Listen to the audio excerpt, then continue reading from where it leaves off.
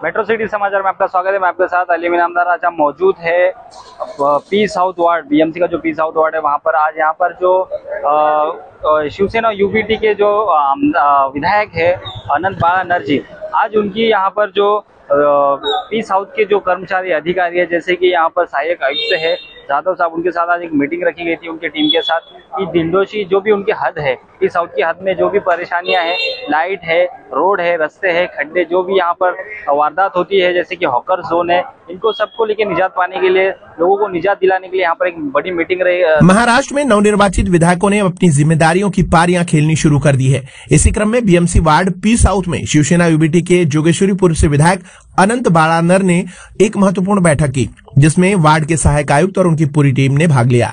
इस बैठक में वार्ड के अंतर्गत आने वाले लोगों की समस्याओं पर विशेष ध्यान दिया गया और उनका समाधान निकालने के लिए चर्चा की गई। इस दौरान विधायक अनंत बाळानर ने अधिकारियों को निर्देश दिया कि वह वार्ड में होने वाले हादसों को रोकने के लिए रास्तों की मरम्मत और उस पर उचित ध्यान दें। उन्होंने अधिकारियों को प्रोत्साहित किया कि वो लोग समस्याओं का समाधान करने में तेजी लाएं और वार्ड को सुरक्षित और सुव्यवस्थित बनाने के लिए उनका काम करें। इसी क्रम में मेट्रो सिटी समाचार की टीम ने उनसे बातचीत की है। आइए जानते हैं उनका क्या कुछ कहना है। खरं तर पी दक्षिण या विभागामध्ये जोगेश्वरी विधानसभा क्षेत्रामधले 2 वार्ड येतात, पूर्ण 52, 53 आणि 51चा काही भाग येतो। मला वाटतं मुंबई महानगरपालिकेच्या माध्यमातून किंवा आरएच्या माध्यमातून किंवा शासनाच्या माध्यमातून या विभागातील रहिवाशांना मूलभूत सेवा सुविधा मिळणं हे फार गरजेचं आहे।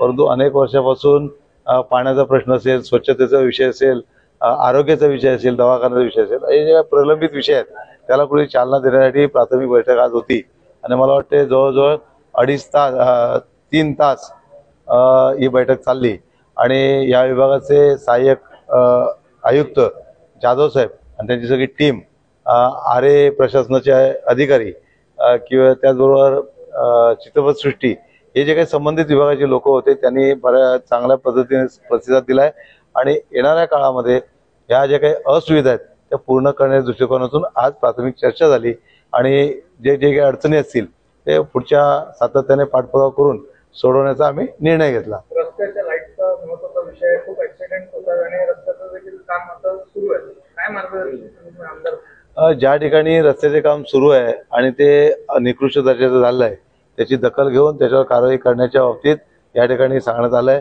निश्चितपणाने त्याच्यामध्ये सुधारणा करणं गरजेचं आहे।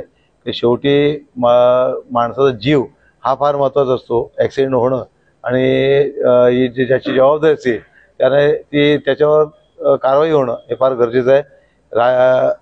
विजेचा विषय असेल, दिवाबत्तीची सोय करणं असेल किंवा चांगल्या दर्जाची कामं असतील, ही सगळी कामं करण्याच्या बाबतीत अधिकाऱ्यांना एक वेळ दिलेला आहे। 15 दिवसामध्ये त्याचा आढावा आपल्याला मिळाल्यानंतर पुढच्या बाबतीत विचार करणं सोयीचं होईल।